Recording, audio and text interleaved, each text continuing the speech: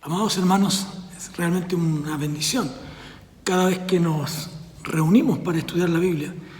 Y estudiar la palabra de Dios siempre trae para nosotros bendición. Es una palabra que bendice la vida. Y cuando nos adentramos en ella, encontramos tesoros hermosos que el Señor tiene para cada uno. Estamos este tiempo compartiendo las cartas del apóstol Pablo y, como hemos dicho reiteradamente, no es un estudio en profundidad de cada una de las cartas, sino más bien una mirada somera para entender mejor el propósito de cada una de estas cartas. Así es que les invito a que oremos para que continuemos hoy día con la segunda carta y terminemos con la segunda carta del apóstol Pablo a los tesalonicenses. Y quiero invitarles a que oremos. Padre, en el nombre de Jesús, te adoramos, te bendecimos, te honramos, te glorificamos, porque tú eres el Rey, el Señor de nuestras vidas. Padre, en el nombre de Jesús, te rogamos que tu Espíritu Santo dirija nuestro andar, nuestro quehacer, nuestro caminar, y que en todo lo que hagamos, Señor, tu nombre sea glorificado. Gracias por tu presencia maravillosa entre nosotros y porque tu Espíritu Santo, Señor, nos lleva a pensar en la obra maravillosa de Jesucristo en nuestra vida. Gracias, Señor, por esta palabra que sin duda traerá bendición a nuestra vida. En el nombre precioso de Jesús. Amén y amén.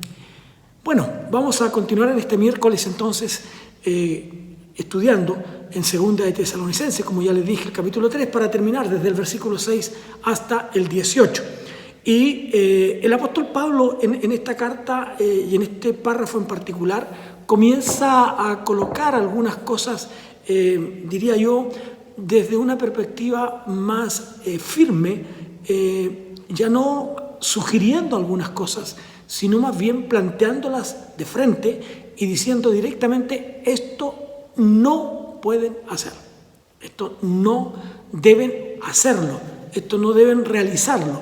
Y eso es lo que nos plantea aquí en este escrito. Y el apóstol Pablo dice, el texto 6 dice: pero ordenamos, hermanos, en el nombre de nuestro Señor Jesucristo, que os apartéis de todo hermano que ande desordenadamente y no según la enseñanza que recibisteis de nosotros.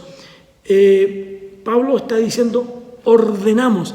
Fíjese que aquí podríamos perfectamente decir, el apóstol Pablo no se anda con vueltas, ¿no? O como dicen por ahí, no se anda con rodeos, sino que usa un lenguaje directo, un lenguaje frontal, diría yo, como a veces tenemos que hacerlo.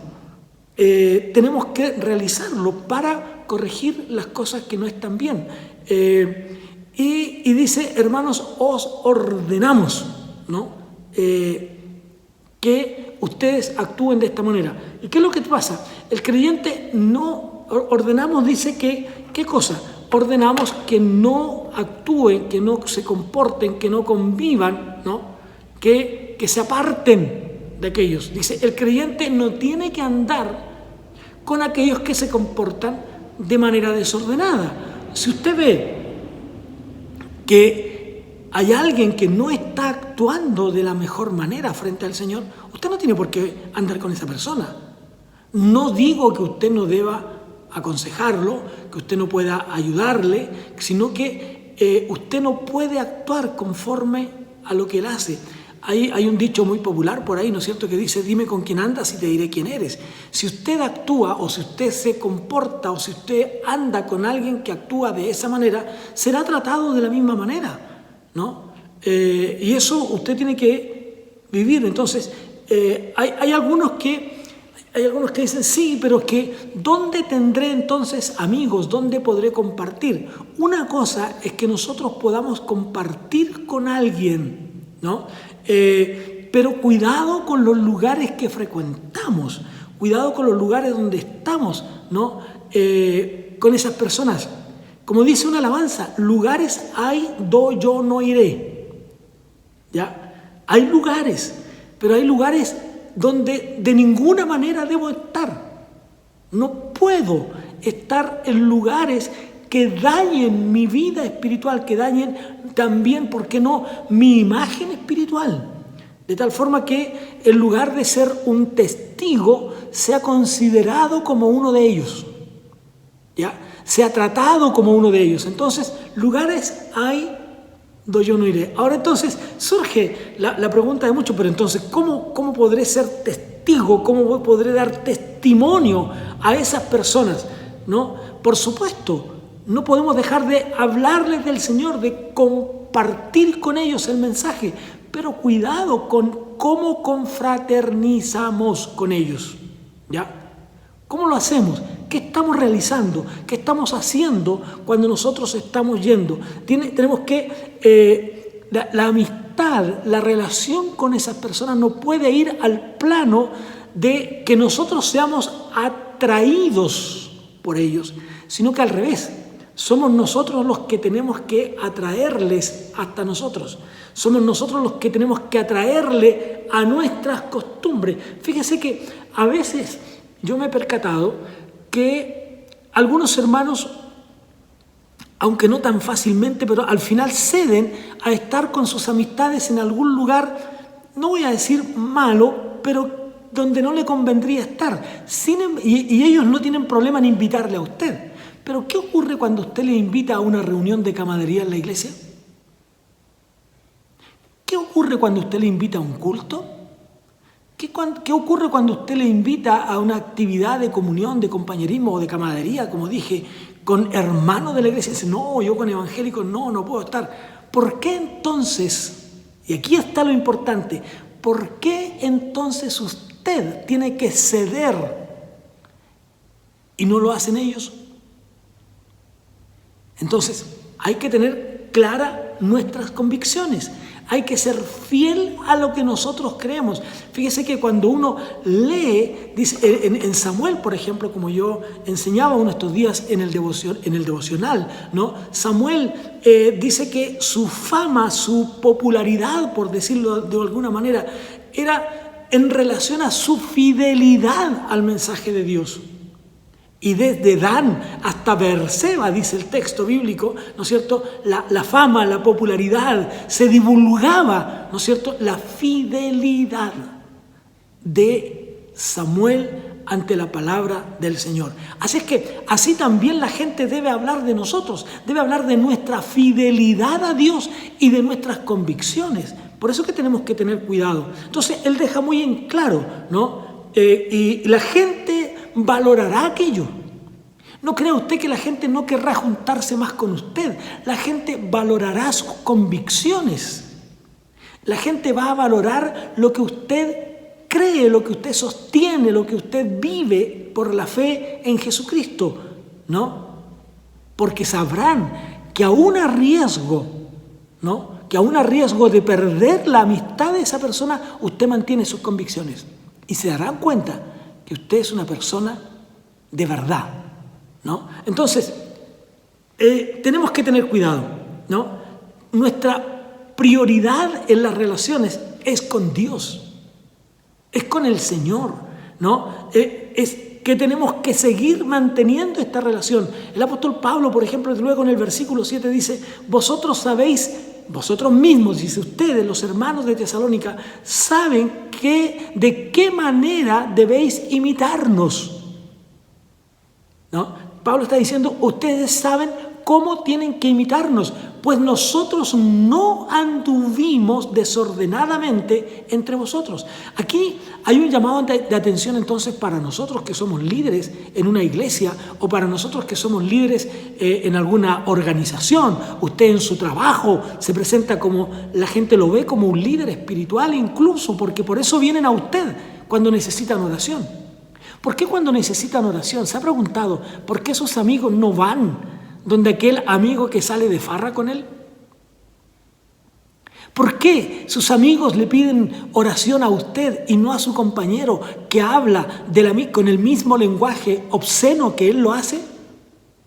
Porque le ven a usted distinto, porque ven en usted sus convicciones, porque ven que usted es alguien que de verdad cree y hace conforme a lo que dice.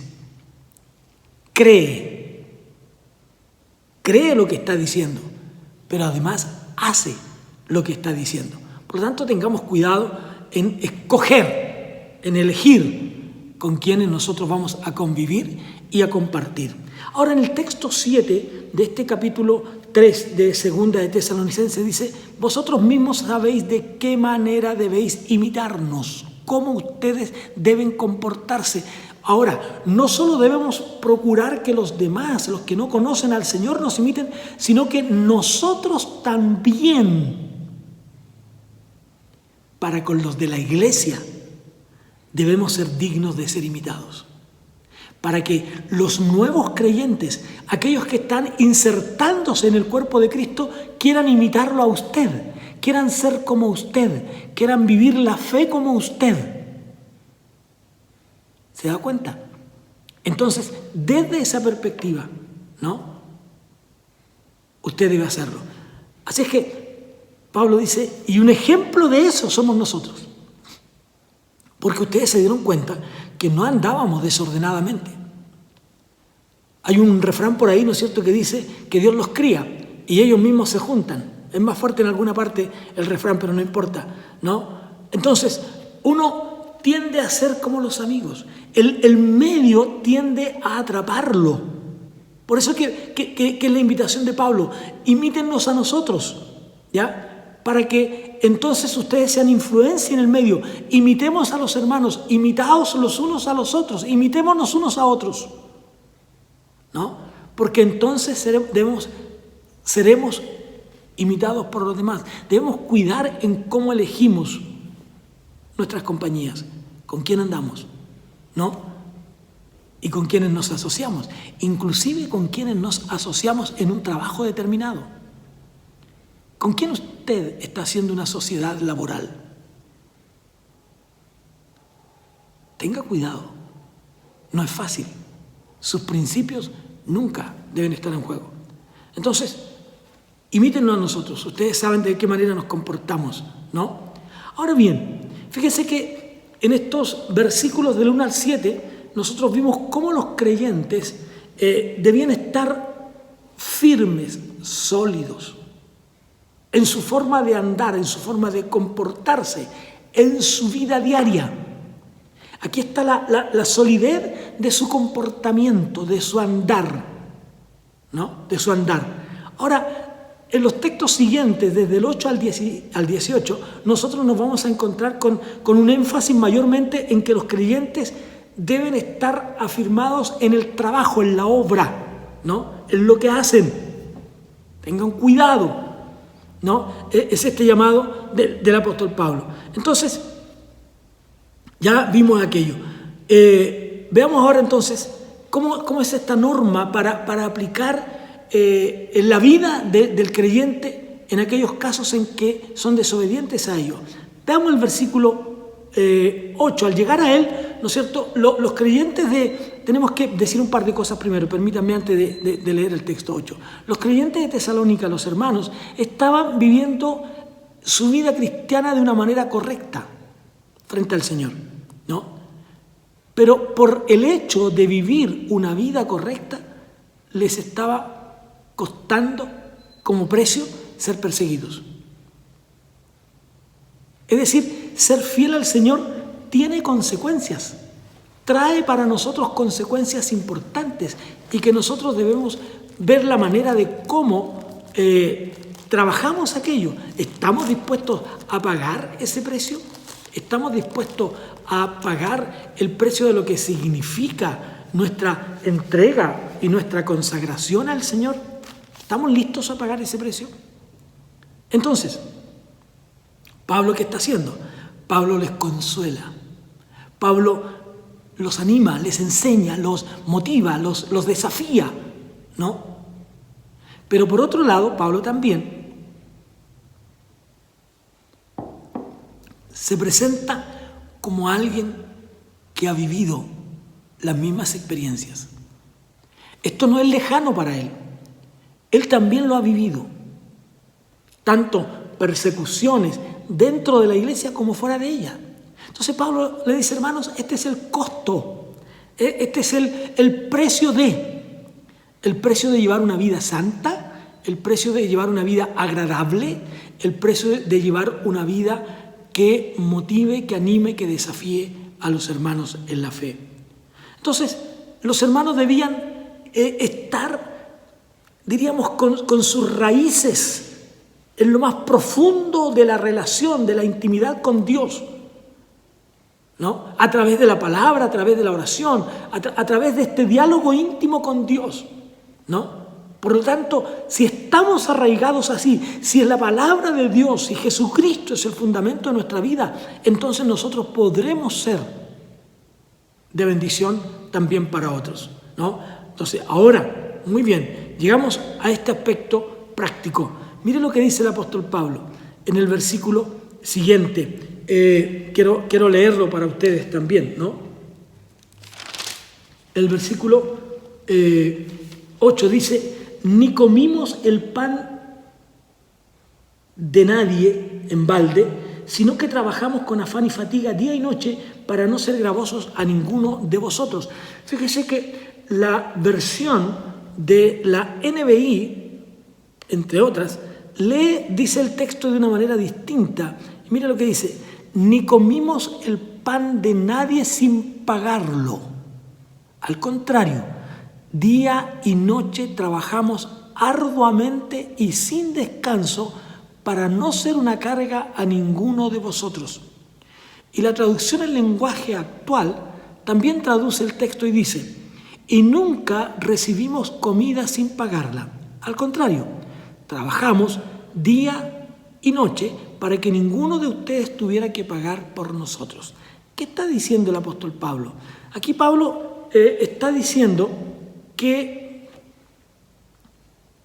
el trabajo en la obra del Señor no es para perseguir un sustento económico, sino que debe estar en razón de aquello que el apóstol estaba viviendo. Él dice: yo no quise ser gravoso a ustedes. ¿Ya? Esta forma Pablo la aplicó en su primer viaje misionero. ¿Por qué razón? Porque estaba fundando aquellas iglesias y no quería que los hermanos pensaran que tendrían que pagarle producto de su trabajo misionero. Como ocurre hoy día, por ejemplo, cuando nosotros los bautistas, ¿no?, enviamos un misionero a otra ciudad, enviamos un misionero a otro país, lo lógico es que los hermanos, si lo enviamos a otro país, los hermanos bautistas de Chile los sostengamos. ¿Para qué? Para que los hermanos donde él va a predicar en otro país, o para las personas que se conviertan en otra ciudad donde el misionero está trabajando, no piensen que tengan que pagar por el evangelio. Pero Pablo lo ocupa, ¿no? Esta forma la ocupa en su primer viaje misionero. Sin embargo, en los siguientes viajes misioneros, y Pablo lo menciona también después, ¿no? Él dice que él recibió de los hermanos ofrenda. Fuisteis, me ayudasteis, me sostuvisteis, ¿no? Cuando las iglesias ya estaban constituidas, establecidas, cuando las iglesias estaban más sólidas, él dice, y los visitaba porque tenía que hacer su trabajo, entonces él recibió muchas veces ofrenda de ellos, ¿no? Pero él no lo estaba haciendo sin dedicar tiempo a su trabajo, ¿no? Él recibió ofrenda de los hermanos. Incluso, por ejemplo, él agradece a los hermanos de Filipo que ellos les habían colaborado, ¿no? Él mismo, en uno de sus viajes misioneros, en el tercero, recibió una ofrenda para ser entregada a los pobres en Jerusalén, ¿no? Entonces, es una gran verdad. Pablo no se había convertido en alguna persona que olvidara sus deberes. Insisto, en su primer viaje misionero el apóstol adopta la posición de no ser gravoso a estos hermanos que recién están convirtiéndose al evangelio, porque podrían pensar que estaban pagando para que se les predicara, para que se les enseñara. En este caso, y ya en el segundo viaje misionero, él dice, ustedes me ayudaron, ustedes ofrendaron, ustedes estuvieron solícitos, ustedes me enviaron una ofrenda, ¿ya? Para su sostenimiento. Entonces, siempre han habido muchos, ¿no?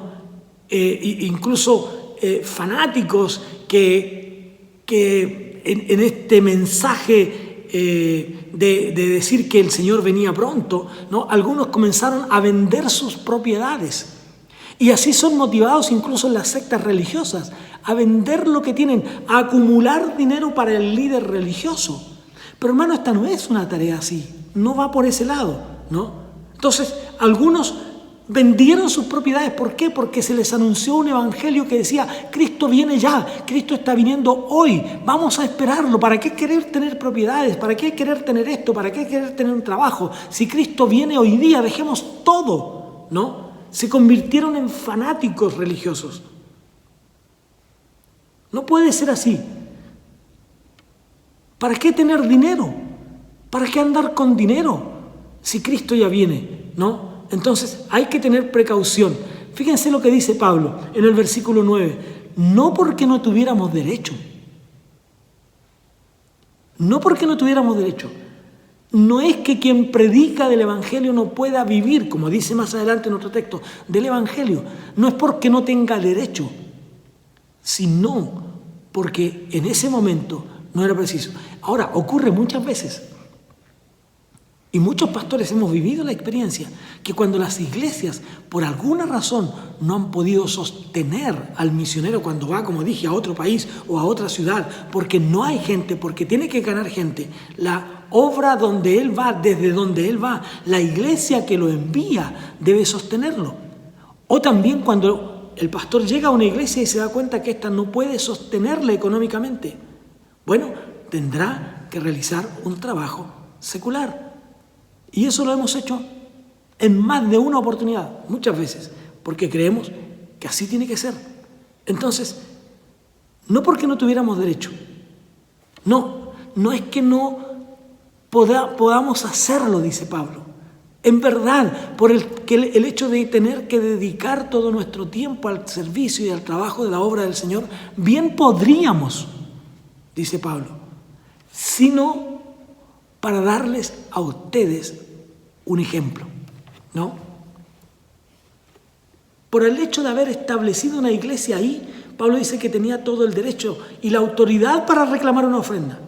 Sin embargo, no lo hace. ¿Ya? No lo hace para ser un ejemplo para ellos. Por eso que dice, y cuando estábamos con vosotros, os ordenábamos esto, que si alguno no quiere trabajar, tampoco coma. Fíjense, nosotros hoy día hablamos del retorno de Cristo. Hablamos de que el Señor está pronto a volver, pero eso no implica que debamos abstenernos de nuestras responsabilidades y dejarlo todo porque el Señor viene. Sí, Él viene, pero y vendrá en el tiempo en que Él lo determine. Y puede ser mañana, y puede ser un mes, y puede ser un año, y puede ser 10, pueden ser 100 o 1000 años más, no lo sabemos. Pero entre tanto que estamos aquí, tenemos que trabajar. Entonces ocurre que estos líderes y estas personas habían dejado sus trabajos porque el Señor venía y entonces obligaban a la iglesia a darles de comer. Y Pablo dice, no es así. El que no quiere trabajar entonces no puede comer. ¿Ya? No está hablando de quién merece o no la ofrenda producto del servicio que hace en la obra del Señor. No está hablando del sostenimiento que él debía recibir como obrero de Dios, dedicado a la obra del Señor. Lo que está diciendo es que aquellos que están dejando sus trabajos con la excusa de que el Señor viene y que tienen que esperarlo y que no tienen que estar, según ellos, afanados en otras cosas para no perder la visión de que Cristo viene, dejan sus trabajos, Pablo dice, entonces tampoco deben ser sostenidos. Y por lo tanto, no deben comer, ¿ya? A veces hay cierto fanatismo en algunos. Hay una historia que cuenta de un hombre que trabajaba en una casa y que tenía como oficio, ¿no?, preocuparse del jardín de una gran hacienda, ¿ya?, y en un país de Europa.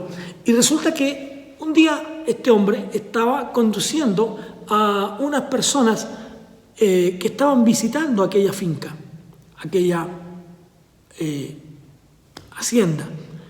Y cuando la persona que estaba siendo guiada ve el jardín de esta casa y le hace mención a este hombre que en realidad, mientras comían en un momento determinado, le hace el comentario de que de verdad nunca había visto un jardín tan espectacular como eso. Entonces, en este diálogo, el visitante, el que estaba siendo guiado en esta visita a la hacienda, le pregunta a este hombre, dice, que ¿cuándo fue la última vez que el dueño había estado ahí?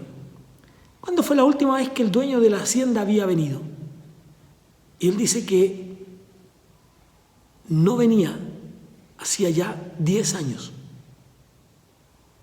10 años. Entonces, el visitante dice, bueno, si el dueño de la finca no viene hacía 10 años, ¿por qué es que usted tiene el jardín en estas condiciones tan hermoso? Y él le responde lo siguiente. Dice, y él dice, bueno, estoy esperando que el Señor regrese. Estoy esperando que el dueño regrese.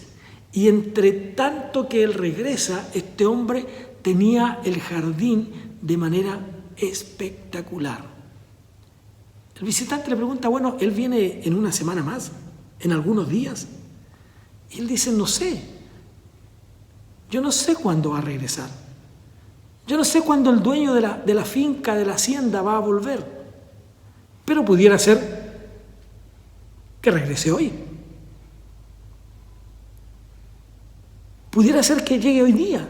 Y cuando él llegue, yo quiero que él vea que esto está en perfectas condiciones. Entonces, hermanos amados, nosotros no sabemos cuándo el Señor viene. Y por lo tanto debemos mantener nuestro quehacer para la gloria del Señor. Por eso que el texto bíblico dice que todo lo que hagamos, sea de hecho o de palabra, lo hagamos como para el Señor. De esa manera nosotros estaríamos preparando este jardín, preparando nuestra vida, ¿no? El escritor sagrado dice, Amós dice, prepárate para venir al encuentro de tu Dios. Prepárate. Que no te sorprenda cuando el Señor venga. Que no sorprenda tu jardín como este hombre. Descuidado. Como las vírgenes fatuas, que no estaban preparadas para la venida del esposo. Que cuando tu Señor venga, mi amado hermano, cuando tu Señor venga, Él encuentre tu vida en las mejores con respecto a aquello. Que encuentre tu vida de la mejor forma.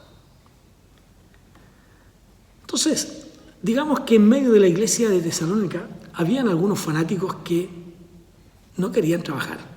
Se apartaron de los demás, se aislaron. Porque lo que ellos querían era esperar, y ellos decían, dedicar todo su tiempo para esperar al Señor.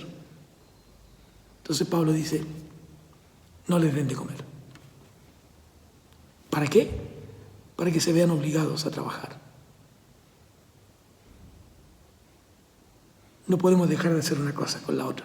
Ahora dice Pablo, texto 11, oímos que algunos de entre vosotros andan desordenadamente, no trabajando en nada, sino entrometiéndose en lo ajeno. Es decir, el no trabajar, la ociosidad, los estaba llevando a otras cosas. Habían perdido incluso el interés de compartir la palabra. Estaban entrometiéndose en cuestiones personales de la gente, en la intimidad de la gente.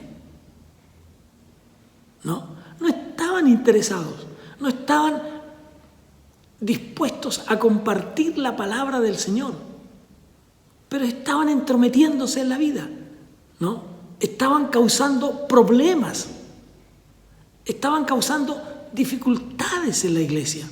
No estaban siendo ni haciendo un aporte a la iglesia con su vida. Al contrario, estaban siendo un problema, ¿no?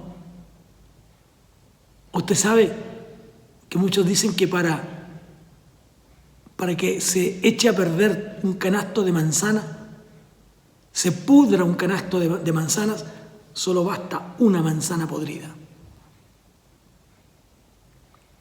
Procuremos ser una manzana de bendición. Así es que ese es el motivo por qué Pablo les dice simplemente, no le den comida. O sea, no solo no están ayudando, sino que además están aprovechándose de ustedes. No están aportando. Luego, por eso que dice después en el texto 12, a los tales mandamos y exhortamos por nuestro Señor Jesucristo que trabajando sosegadamente coman su propio pan. A esos, Pablo dice, los mandamos,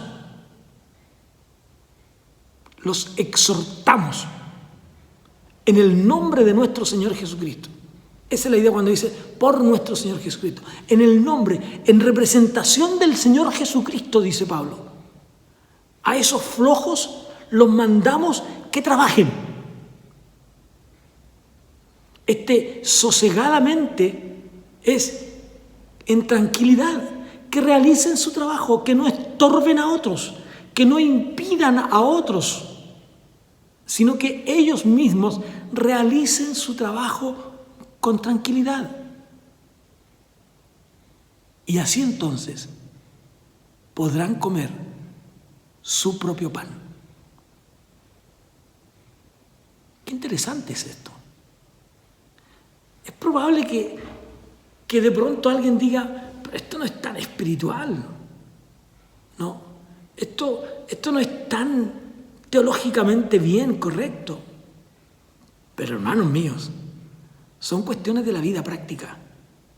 Y la iglesia también ha de orientar a los hermanos a vivir de una manera práctica. Porque de pronto hay hermanos en las iglesias que más que una bendición son un problema.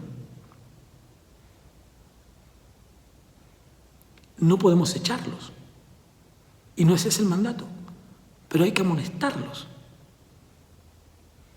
para que trabajen en la obra del Señor y puedan contribuir al reino de Dios. Puedan contribuir. Por eso que Pablo dice, a esas personas deben dedicarse a trabajar tranquilamente. Deben dedicarse a trabajar. Pero luego añade con cariño. Mire, primero está ordenando. Primero dice, esto ordenamos, esto mandamos. Pero ahora aparece el cariño del apóstol. Pero vosotros, hermanos, no os canséis de hacer el bien. Qué hermoso. Cómo cambia Pablo su discurso. Y cómo nos desafía a nosotros a cambiar también nuestro discurso. No dejar de ser fuertes, pero sí hacer la tarea con amor. ¿No? Entonces, nunca debemos cansarnos de aquellos y de ayudar, de exhortar, de animar, fortalecer a aquellos que no están bien. Un gran predicador de apellido Moody dijo lo siguiente: yo no me canso en el trabajo, pero no me canso. Perdón, yo me canso en el trabajo. Mira lo que dice Moody. Yo me canso en el trabajo, pero no me canso del trabajo. Sí, hermanos. Igualmente en la obra del Señor nos cansamos, nos agotamos, pero no nos cansamos de servir al Señor. Usted puede terminar un día de trabajo en la obra del Señor agotado, cansado, de querer llegar a su casa y simplemente descansar, porque está cansado en el trabajo, pero no del trabajo. Interesante lo que dice Moody. E importante a la vez, ¿no? Si alguno, versículo 14, si alguno no obedece a lo que decimos por medio de esta carta, a ese marcarlo, señalarlo, y no se junte con él para que les dé vergüenza.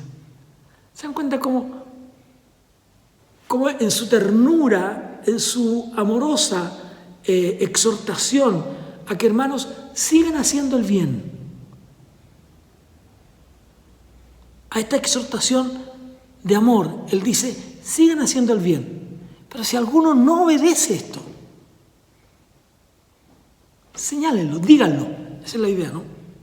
Díganlo. Pero aléjense de ellos. Aléjense. Tenemos que tener ese cuidado, ¿no? A veces hay gente que busca esas amistades conflictivos. Tenemos que tener cuidado. Pero dice, otra vez vuelve a lo amoroso. No lo tengáis por enemigo, sino amonestadlo como hermano. No es tu enemigo, es tu hermano. Dile que está mal lo que está haciendo. No, aléjalo. Pero no olvides que es tu hermano. No olvides que por él murió Cristo en la cruz del Calvario. Eso nunca debemos olvidarlo, ¿no? este aspecto tan conciliador del apóstol Pablo, tan amoroso, tan tierno, que debe también ser lo que nos enternece a nosotros. Sí, podemos encontrarnos con alguien que no está haciendo bien las cosas. Pablo dice, aléjense de él. Pero dice, aún así, no es tu enemigo, es tu hermano. Qué bendición. No es tu enemigo, es tu hermano. Veámoslo como nuestro hermano. Y el mismo Señor de paz os dé siempre paz en toda manera. El Señor sea con vosotros. Y aquí otro rasgo amoroso que viene después en el texto 17. Otro rasgo tierno de Pablo. Dice, la salutación es de mi propia mano. Dice, que es de mi propia mano, de Pablo, que es el signo en toda carta mía. Así escribo. Fíjese que aquí yo veo algo así como, vean la letra. Como cuando nosotros decimos, esta firma no es mía. O esta letra no se parece a la letra D. Pablo dice, mis cartas tienen el signo que llevan mi letra. No las escribo yo completamente, pero en este caso dice, la salutación es de mi propia mano. Noten el cambio de la letra, dice Pablo. Eso certifica que es carta mía. En otras palabras, compárenlas con otras que dicen que son cartas mías. Compárenlas. Tengan cuidado. No. Estas son mis cartas. Yo las escribo de mi propia mano. ¿No? Y luego dice,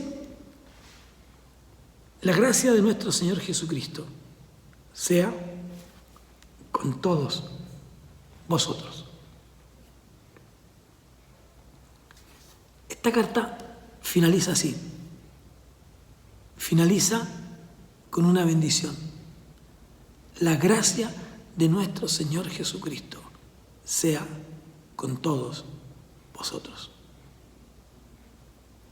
Fíjese que con todo lo duro que podría haber sido este último párrafo del apóstol, como ya dije, están estos gestos de amor, de cariño, ¿no? Como ese de nuestro enemigo, nuestro hermano. Estos gestos amorosos de Pablo los concluye con esta bendición.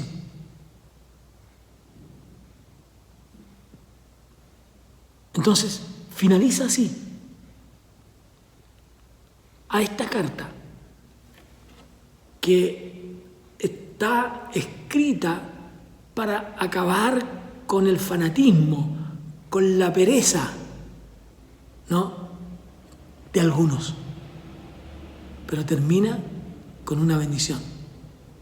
Por lo tanto, ese ha de ser también nuestro propio objetivo siempre.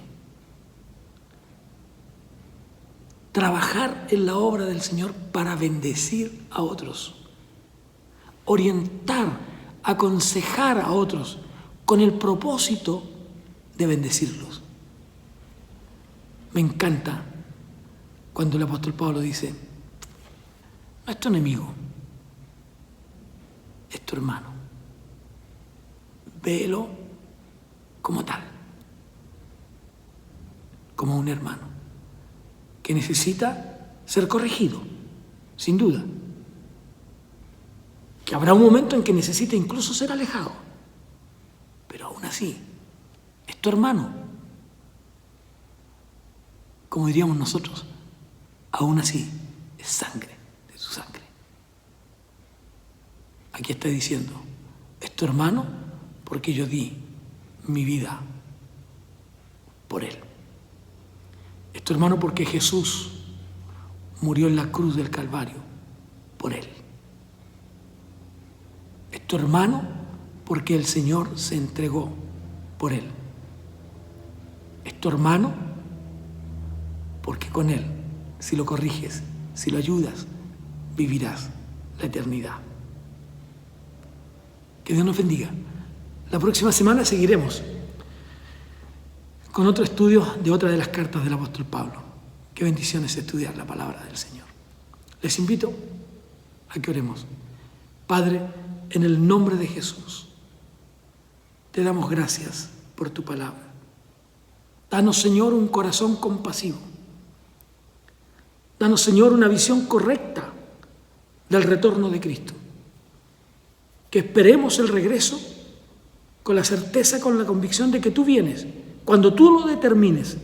Entre tanto, ayúdanos a trabajar en la obra, pero también en lo que cada uno de nosotros sabe hacer.